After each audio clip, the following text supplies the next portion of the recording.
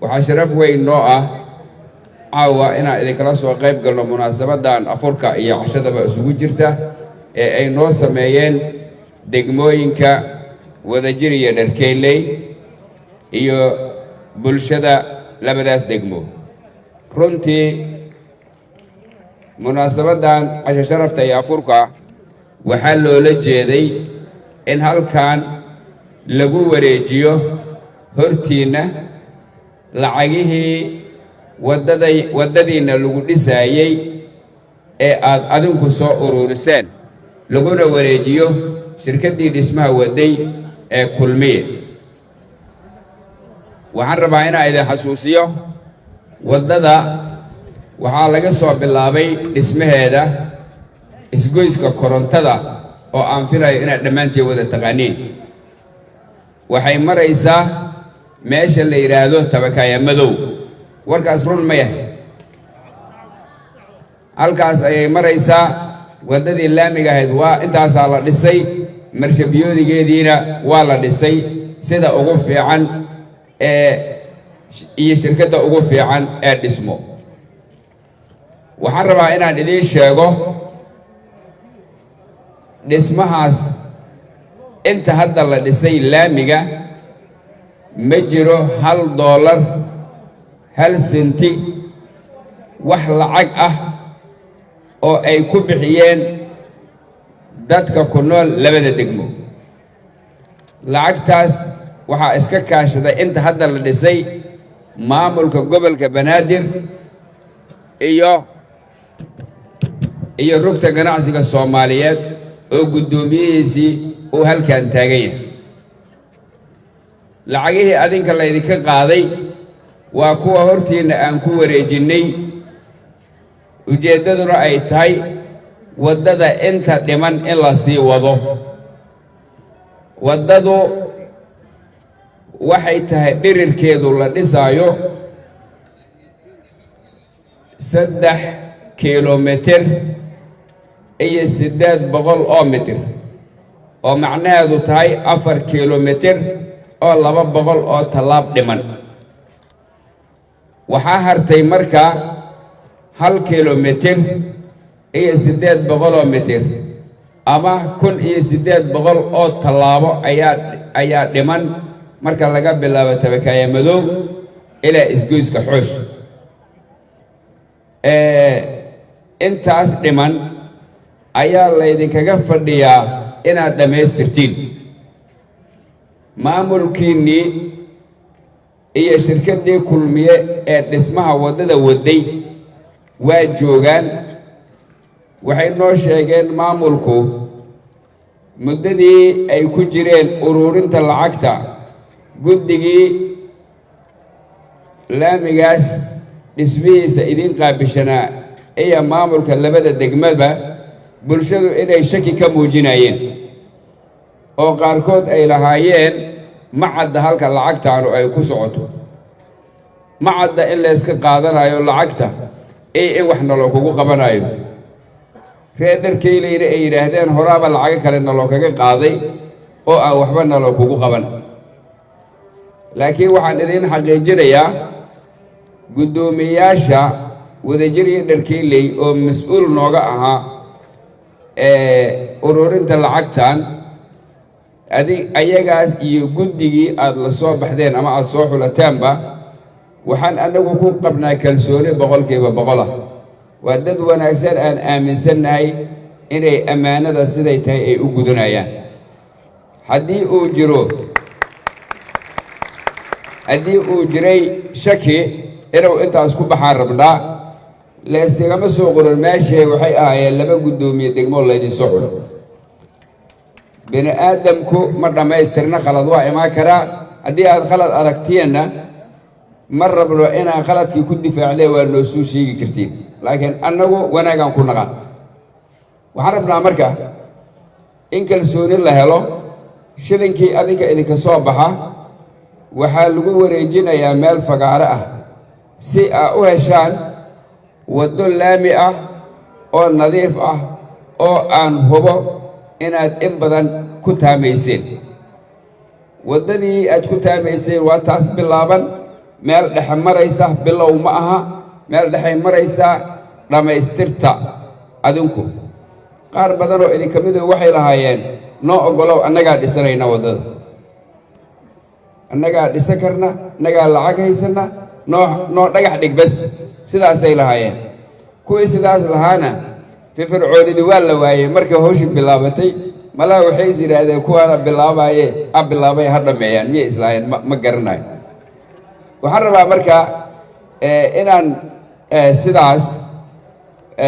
ku wada talagalno haddii alla idmo dowlad wax qabanaysa haddaad aragto waxay wax ku qabataa canshuurta dadkeeda qaabka canshuur qaadistu ma ahan qaab buuxa oo dhammaystira waad ogtihiin inta canshuur laga qaado iyo inta canshuur ahaan loo qaado dadka canshuur laga qaado tiradooda iyo inta canshuur ahaan loo qaado tiradeeda iyadoo aad ogtihiin lacagaha faraha badan ee waddo ay u baahan tahay halka kilomitir oo ka dhigan 1,000 mitir ama 1,000 tallaabo ka dhigan $1 milyan loogu talagalay wax fudud ma aha marka sidaa darteed lacagtan hadda aad adinku soo ururiseen oo dharkeyleyna ay aruurisay $250,000 lacag yar ma aha wadajirna ay ururisay $160,000 oo isugeentoodu ay tahay $410,000 lacagtaas iyada ahi 1 kilomitir ma dhama dhismeedu haddana waa la dadaalayaa oo dadaalkii maamulka iyo guddigan qaabishan dhismaha wadada ee labada degmoba dadaalka way sii wadi doonaan bulshada reer wadajir ee dharkeyley marka waxa la doonayaa inaad dad iska dhigtaan wadadiina aad dhisataan qaara laga sheegaya dowladdiyaaba dhacday maxay tahay lacagta la ururinayo iyo wadada la dhisayo reer madiina tihiin waa isku tashan jirteen waxbaa qabsan jirteen ayadoo dowlaba aysan jirin hadda dowlaa jirta dowladdaasna dadkiina qaar ka mid aha madax ka ah oon aniga ka mid ah marka annaga hor kacayna idin leh yacni wixiinii wax muuqda laydinkugu qabanaya sababaa u shakisiin marka ma jirto kuwo badan oo ganacsato ah oo runtii qaybo muhiima ka qaadanayay ururinta lacagtan cawada waa halka waa imaan waaye qaar baa cudur daartay cudurdaarkaas ma kuwa cilanaad aho oo dadku ka cabsadaana la sheegaya ma kuwaasay ka cabsanayeen mase cudurdaarkooda run oo annaga ma naqaan ma garanayno laakiin waxaa fiican in ilaahay la tala saarto oo mataqaanaa ilaahay uun laga boqo in laga boqo ilaahay subxaanahu wa tacaala oo bani aadan aan laga biqin aadan xaq ka gelin inaad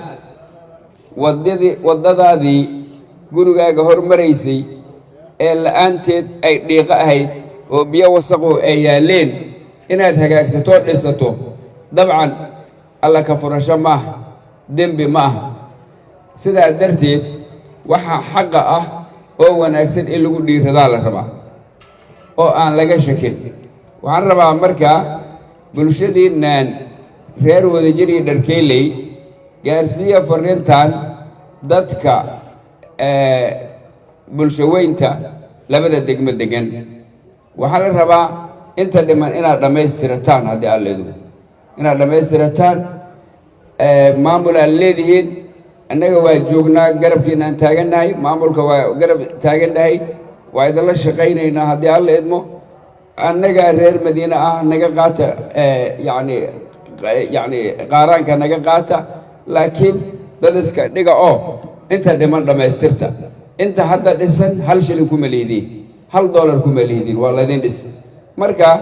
dadka idinkama hanti badna dhisanaya waddooyinka magaalada muqdisho gobolkan banaadir degmooyinkiisa dadku waa ka kaceen laamiyay dhistaan bulshadii ayagaa dhisatay iyadoo weliba aan rugta ganacsiga iyo maamulka gobolkuba $1 ku bixin ayagaa dhistay marka dadkaasaad la mid tihiin qof idin dhaanta dhaqaalahaanna ma jirteen dad iska dhiga oo hawsha sii wada haddii alla idmo waxaan idinkaga fadhiyaa isgoyska xoosh oo laamigaana uu gaaro. waxaan rabaa mid kale inaan idin xasuusiyo waddada laamiga ah oo quruxda badan waa niyad jabnaa runtii markaan aragno ayadoo ciid iyo qashin ay ka buuxaan. waxa waddada burburiyana waa iyaga ogaada. markay waa ka taxadirnay in waddada biyo fadhiistaan. inta hadda la dhisana ma fadhiisano, waad aragteen meel biyo fadhiisteen. haddaad aragteen adiga ii sheegi doon. laakiin haddaan waddada la hagaajin waddada waa burburaysaa. meeshaas markay biyuhu fadhiyaan jaygaas iyo laamigaas iyo waxaas qoraxda ku dhaco, qoraxda kuleelkeeda uu ku dhaco, waa dhalaalaya, waa fuqa baabuurtuna ay ku socoto. marka burburkii waa soo noqonaya sida meelaha qaar aa ka aragteen oo ay daliil cad u tahay buuluxuubay meesha masaajidka oo ku beegan warta waatay burburtay oo hadda aan mar dhow aan dib u dhisnay. marka haddii biyuhu ay fadhiistaan laamiga ee baabuurtu isticmaasho waa jabaysaa. waa ka taxadarnay marka in waddooyinka aan dhisno biyo ay fadhiistaan. marka ciidda iyo qashinka inaad ka dhowrtaana laydinka rabaa oo wax walba degmada meesha uga aadan ay nadiif ka dhigto laamiga. laamiga waxaa loogu talagalay gaadiidku inuu maro. marshabiyodigana waxaa loogu talagalay dadka inay maraan. sidaa darteed marshabiyoodiga in la dhisto ama lagu soo durqo waa in laga taxadiro. maamulka degmooyinka gobolka banaadir waxaa amar lagu siiyey, ruqsad loo siiyey cidda laamiga wax ka dhisata ama ciid ama dhagax ku dejisa ama wasaq ku soo daysa inay ganaaxaan. ganaaxaas marka maxaa lagu samaynaa? maamul gobolka banaadir loo keeni maayo. dadka masaakiinta ah ee xaaqa ka shaqeeya kuwaasaa la siinaya, dib loogu celinaya. marka wasaqdii meesha aa ku soo daysay waa lagugu ganaaxay. lacagta lagugu ganaaxay waxaa la siinayaa kuwa xaaqaya, markii adiga ma xaaqayso qashin kaliya aad dhigtaa meesha wasaqaa kusoo daynaysa. marka waxaa la rabaa marka waddadaas la idiin dhisay ee qarashka faraha badan uu ku baxay, qaarna adinkaba aa ku bixinaysaan, inaysan maanta lacag lagu bixiyo beri inaysan burburinaan oo nadaafadeeda iyo bilicdeeda lagu dadaalo. waxaa loo baahan yahay oo kale marka waddo nadiifa la idiin dhiso in mataqaanaa layr la suro oo guri walbaba hortiisa uu nal yahay. magaalo efaysa oo quruxsan iyo bulsho quruxsanaa la rabaa oo nadiif ah oo nabad ah ayaa la rabaa. marka intaasaan rabaa inaan idinkula dardaarmo. waa hubaa inaad garan kartiin, dadaalkiina sii wada. waxaa laydinkaga fadhiyaa tabakaaya madow ilaa isgoyska xoosh inaad laamiga ka dhistaan. shirkadiina waatan waa idin joogtaa. lacagtii hadda aad dhiibteen oo adinku aad lahaydeen hortiina annagoo idinka wakiila aan hortiina ugu wareejinay shirkadda ayay si dhaqsi ah shaqada ugu bilaabi doontaa. hadday berri ama berri dambe ciid noqoto sabti waa bilaabaysaa shirkaddu haddii aan leedno. marka waddadaas inaysan idinka joogsan adinkaa laydinka raba. dadaalkiina wada haddii aan leedbo. marka waddadaas ay dhammaato xoosh ay gaarto ayaan xarig jari doonnaa, sheegayna doonnaa qof kasta oo wadajir deggan ama dharkeylii deggan ee lacag ku bixiyey waddadaas iyo qof kasta inta uu ku bixiyey. waxaa lay tusinayey waddada lacagta loo ururinaya markii la waday shakhsiyaad $1 dhiibay oo laamiga birime ka degan. meeqay dhiibeen? $1 ay dhiibeen. kuwa waxaa jira $1 laga qaadi waayo oo 3 biyaano ku leh booska koobaad ee laamiga. marka hortooda weliba waxaa taallay qaarkood dadka lacagta laga qaadi waayey hortooda waxaa taallay wasaq, biyo, dhiiqo, ur badan oo baabuurtoo dhan ay ka go'day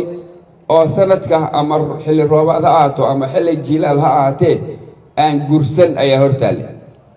in sidaas aragtay loo hagaajiyana way rabaan, 1 shilinna ma ogola. marka dadkaas ayaa idinka mid ah, laakiin idinma badna. waa hubaa dad wanaagsana idinka buuxa, qaar badanaa lacag bixiyey. haddii aan dad badan aysan lacagta bixinna $410,000 ما أنت عاون وما صورة كشير إنا هرتي نكون رجل مركا خير الله سيو الله أبرك ذاتك العكتة بحيي ذلك يسيو وذا ما أنت لما يستر ومعها أنت هرتي كما فيلنا حتى حاف قد مرنا إلا الدلالة أولا لما يستروا عيال لك كفديا وبلا توفيق والسلام عليكم ورحمة الله وبركاته